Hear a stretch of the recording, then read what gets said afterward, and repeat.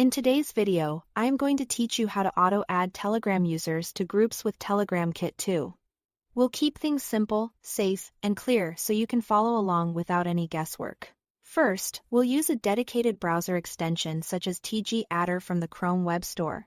The key benefit of using an extension like this is that it runs locally in your browser.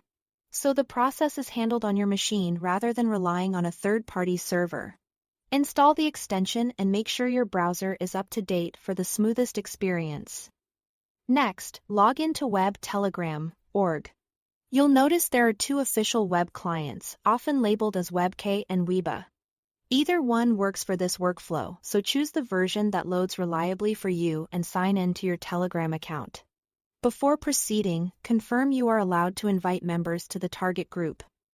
Some groups limit this to admins or have specific permissions enabled. Open the group you want to add members to, so it's active in your browser tab.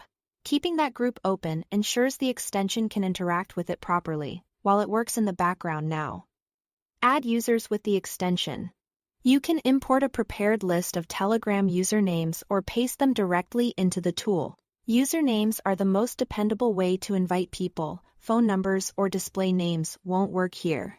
Take a moment to clean your list by removing duplicates and ensuring each entry is a valid username.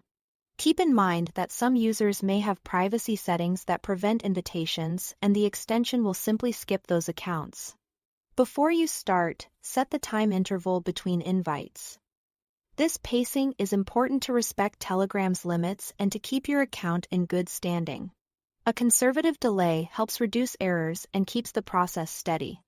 If your tool offers a way to add a small buffer between actions, use it to avoid sending too many invites too quickly. With that in place, go ahead and run the invitation process. Keep the Telegram tab open and your computer awake while it works.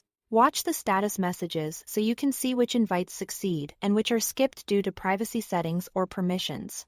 If you notice frequent errors, pause the run. Increase the delay and resume. That small adjustment often stabilizes the workflow. That's the complete process. Thanks for watching.